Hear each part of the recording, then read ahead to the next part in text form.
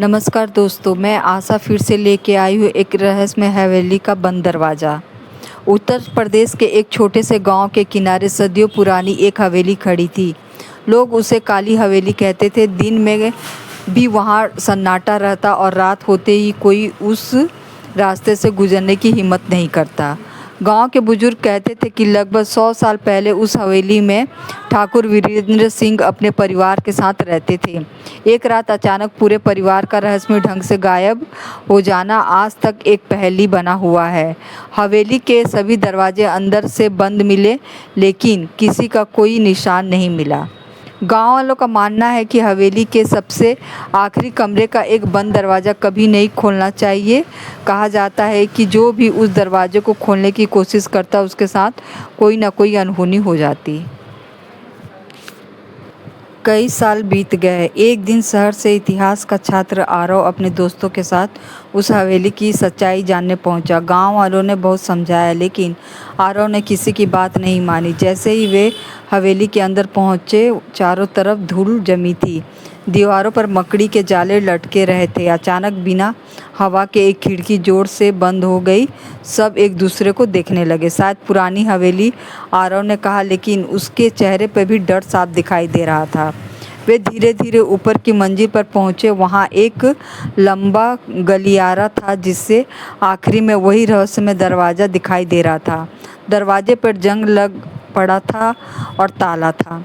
आरव ने ताला तोड़ दिया। दरवाज़ा खुलते ही बर्फ़ जैसी ठंडी हवा पूरे कमरे में फैल गई। कमरे के बीचों बीच एक पुरानी कुर्सी रखी थी। उसके सामने एक धूल भरी डायरी थी। आरव ने डायरी खोली। पहले पन्ने पर लिखा था, जो यह पढ़ रहा है वह अकेला नहीं है। इतना पढ़ते ही कमरे का दरवाज़ा अपने आप बंद हो गया।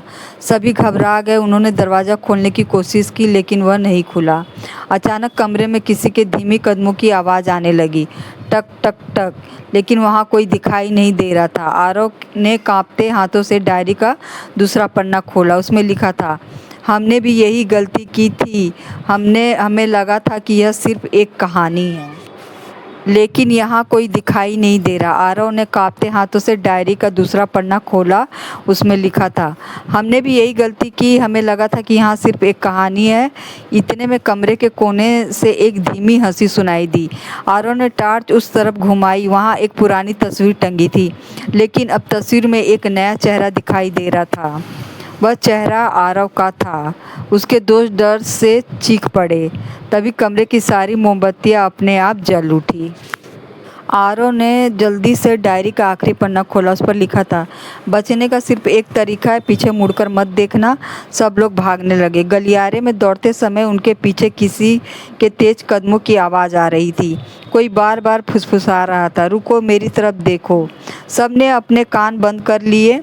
बस एक दोस्त मोहित डर के मारे पीछे मुड़ गया। जैसे उसने पीछे देखा, वह वहीं पत्थर की मूर्ति बन गया। बाकी लोग किसी तरह हवेली से बाहर निकल आए। सुबह गांव वाले वहां पहुंचे। हवेली का दरवाज़ा फिर से बंद था। अंदर जाकर देखा तो मोहित कहीं नहीं था, लेकिन उस कमरे की दीवार पर टंगी पुरानी तस्वीर में अब 5 लोग खड़े थे। 4 वहीं जो बाहर बचकर आ गए थे और 5वें मोहित।